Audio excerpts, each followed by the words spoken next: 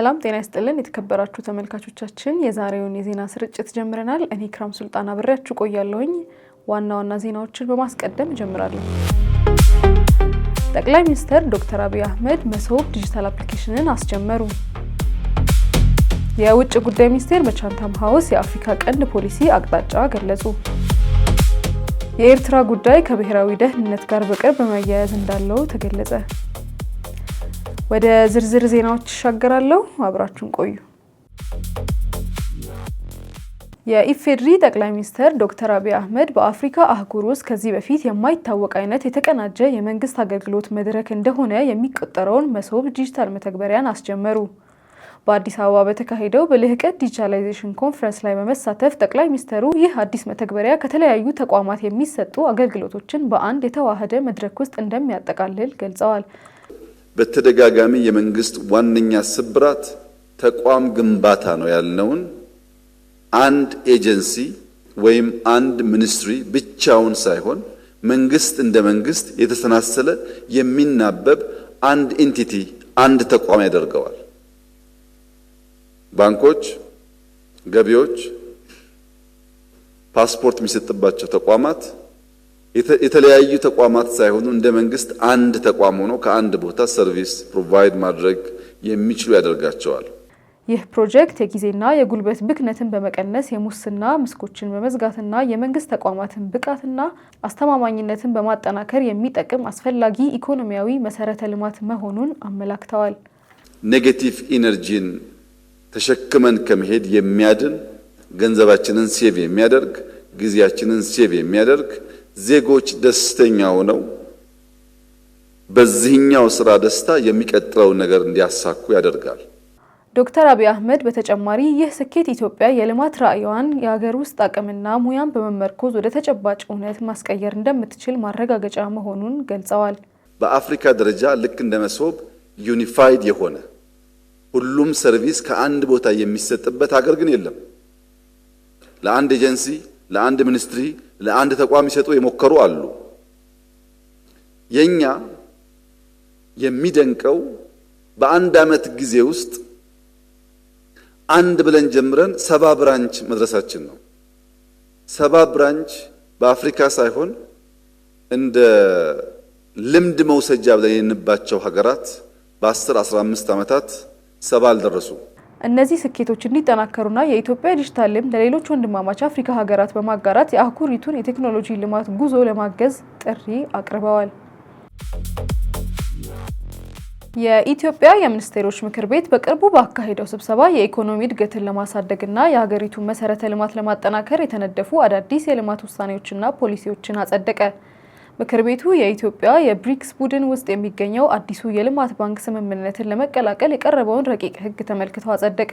መንግስት ይህ እርምጃ ለአገራዊ ፕሮጀክት አማራጭ የፋይናንስ ምንጮች እንደሚያቀርብ፣ ማክሮ ኢኮኖሚ መረጋጋትን እንደሚያጠናክርና ከግሎባል ሳውዝ የፋይናንስ ስርዓት ጋር ግንኙነት እንደሚያሳድግ አስታወቀ።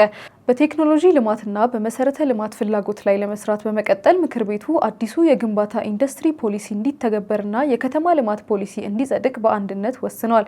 እነዚህ ፖሊሲዎች የኢኮኖሚ ተወዳዳሪነትን ለማሻሻል፣ በከተሞች ውስጥ የአገልግሎት ጥራትን ለማሳደግና በገጠርና በከተማ መካከል የተዋሃደ ግንኙነት ለመፍጠር ያለሙ ናቸው። አዲሶቹ ፖሊሲዎች ከጸደቁ በኋላ በወጣው የፌዴራል ነጋሪት ጋዜጣ ላይ በወጡ ጊዜ ወዲያውኑ ተግባራዊ እንዲሆኑ ተወስኗል። የኢትዮጵያ የውጭ ጉዳይ ሚኒስቴር ዶክተር ጌዲዮን ጢሞቴዎስ በለንደን የብሪታንያ የዓለም ጉዳይ ተቋም ቻንተም ሃውስ ላይ ባቀረቡት ንግግር የኢትዮጵያ የውጭ ፖሊሲ መሰረታዊ መመሪያዎችንና ስትራቴጂካዊ አቅጣጫዎችን አብራሩ። በተለይ የክልሉ ደህንነት፣ የቀይ ባህር መዳረሻ፣ የአባይ ውሃ ጉዳይና የኢኮኖሚ ዲፕሎማሲያዊ ላይ ትኩረት አድርገዋል። በክልሉ መረጋጋት እይታ ውስጥ ሚኒስትሩ የአፍሪካ ቀንድ ደህንነት ሳይነጣጠልና የተዋሃደ አንድ አካል መሆኑን አስገንዝበዋል። ኢትዮጵያ በሱዳን፣ በደቡብ ሱዳንና በሶማሊያ የሰላምና የሰብአዊ እገዛ ስራዎች በአፍሪካዊ መፍትሄዎች ለአፍሪካ ችግሮች መርህ መሰረት እያካሄደች መሆኗን ገለጹ። በባህር መዳረሻ ፍላጎት ኢኮኖሚያዊና መዋቅራዊ አስፈላጊነት እንደሆነ ገልጸዋል። ይህ ጉዳይ ከንግድና ከኢነርጂ ደህንነት ጋር በተያያዘ እንደሚታይና በውይይት በጋራ ጥቅም መርህ መሰረት ከጎረቤት ሀገራት ጋር በትብብር እንደሚፈጸም አመላክተዋል። የኢንቨስትመንትና የኢኮኖሚ ልማት ጉዳይ ላይ የኦሮሚያ ክልል ፕሬዝዳንት አቶ ሽመልስ አብዲሳ የኢንቨስትመንት ተወዳዳሪነት በባህላዊ ዘዴዎች ብቻ ማሳካት እንደማይቻል ገለጹ። ይህንን አስተያየት ያቀረቡት በአዲስ እቅድ ደረጃ ወደሚገኘው ገዳ ልዩ የኢኮኖሚ ዞን በተካሄደ የከፍተኛ ደረጃ የመንግስትና የክልል ተወካዮች የመመሪያ ጉብኝት ላይ ነበር። ፕሬዝዳንቱ ይህ ዞን ከመሰረተ ልማት ዝግጅት ደረጃ አልፎ ወደ ካፒታል ፍሰትና የምርታማነት ከተማ ማስፋፊያ ጋር የሚዋሃድ አዲስ ደረጃ እንደሚገነባ አስታወቁ።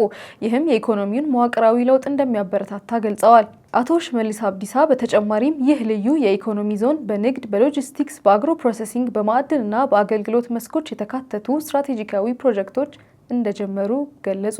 ከቻይና፣ ከአሜሪካ፣ ከዩናይትድ አረብ ኤምሬት፣ ከኔዘርላንድና ከጣሊያን የመጡ የሀገር ውስጥና የውጭ ኢንቨስትመንቶች ተሳትፈዋል። የክልሉ መንግስት ይህንን ስትራቴጂካዊ እርምጃ በመደገፍ የዓለም አቀፍ ደረጃ ተወዳዳሪነትን ለማሳደግ ቁርጠኝነቱን አረጋግጠዋል። በስትራቴጂካዊ አስተሳሰብና በብሔራዊ ደህንነት መድረኮች መካከል የሚካሄደው ውይይት ውስጥ የኢትዮጵያ ጠቅላይ ሚኒስትር ለምስራቅ አፍሪካ ጉዳዮች የሚሰራ የስቴት ሚኒስትር አማካሪ አቶ ጌታቸው ረዳ የኤርትራ ጉዳይ ለኢትዮጵያ አጠቃላይ የደህንነትና የህልውና ሁኔታ በቀጥታ እንደሚያያዝ አስገንዝበዋል።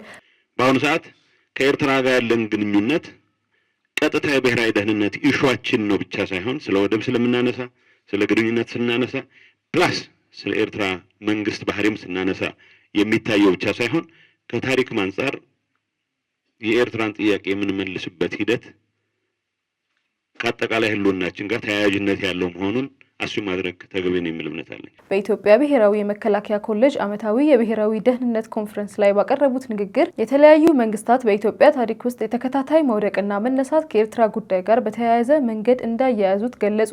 ይህም በንጉሠ ነገስታት ኃይለ ሥላሴ በደርግና በኢህአዴግ ዘመናት ላይ ታላቅ ተጽዕኖ እንዳደረገ አመላክተዋል። በቅርብ ጊዜ ታሪካችን ውስጥ ባለፈው 100 ዓመት በምንለው ታሪካችን ውስጥ የኢትዮጵያ መንግስታት መምጣትም ሆነ መሄድ፣ መውደቅም ሆነ መነሳት ቀጥታ ከኤርትራ ጥያቄ አመላለሳችን ጋር ተያያዥነት አለው። አፄ ኃይለ ሥላሴ መንግስት ኤርትራን ጥያቄ ለመፍታት የሄዱበት መንገድ ለውድቀታቸውም የራሱ አስተዋጽኦ አድርጓል። የደርግ መንግስት የኤርትራን ጥያቄ ለመፍታት የሄደበት ሂደት ለውድቀቱም ትልቅ አስተዋጽኦ አድርጓል። የኢህአዴግ መንግስት የኤርትራን ግንኙነት በሚመለከት የተከተለው አካሄድም ለራሱ ውድቀትም ትልቅ አስተዋጽኦ አድርጓል። አቶ ጌታቸው ረዳ ታሪክን በጥንቃቄ መመርመር፣ ፈጣን ውሳኔዎችን ከመወሰን መቆጠብና የህዝብ ግንኙነትን መጠናከር እንዳስፈለገ አሳሰቡ። የክልሉን ግንኙነቶች በማስተዋወቅና በቅደም ስትራቴጂካዊ እቅድ ማስተዳደር መሆኑ የኢትዮጵያ ከፍተኛ ብሔራዊ ጥቅም ለመጠበቅና የአፍሪካን ቀንድ ክልል ዘላቂ መረጋጋት ለማምጣት ጥንቃቄ የተሞላ ራዕይ ማዘጋጀትም እንዳስፈለገ ጠቁመዋል። የከፍተኛ ትምህርትና የዲጂታል ለውጥ ጉዳይ የኢትዮጵያ ምክትል ጠቅላይ ሚኒስትር አቶ ተመስገን ጥሩነህ የሀገሪቱ የቴክኖሎጂ ልማት ጉዞ ስኬት በዋናነት በወጣት ተመራማሪዎች ፍላጎት፣ ቁርጠኝነትና ፈጠራ ችሎታ ላይ እንደሚመሰረት አረጋገጡ። ይህ በአዳማ ሳይንስና ቴክኖሎጂ ዩኒቨርሲቲ በ2018 አዲስ ተመራቂዎች የምርቃት ስነስርዓት ላይ ባደረጉት ንግግር ተገልጿል።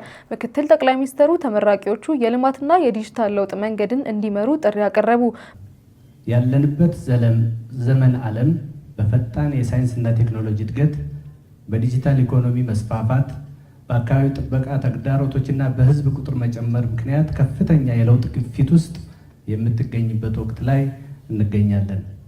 ጂኦፖለቲካዊ ነባራዊ ሁኔታዎች እየተቀየሩ ናቸው። ሀገራት ዘላቂ ልማትና ዓለም አቀፍ ተወዳዳሪነታቸውን ለማረጋገጥ ለእውቀት፣ ለምርምር፣ ለቴክኖሎጂና ለፈጠራ ትኩረት ሰጥቶ መስራት አማራጭ የሌለው ግዴታቸው ሆኗል።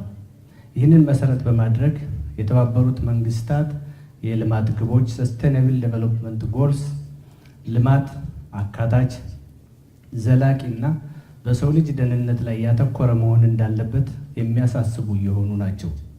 እነዚህ ግቦች የግብርና ምርታማነትን ከማሳደግ፣ ከታዳሽ ኃይል ማስፋፋት፣ ከጤና ስርዓት ማጠናከር፣ ከአካባቢ ጥበቃና ከስራ ዕድል ፈጠራ አንጻር ለማሳካት ሳይንስና ቴክኖሎጂ ወሳኝ መሳሪያዎች ናቸው።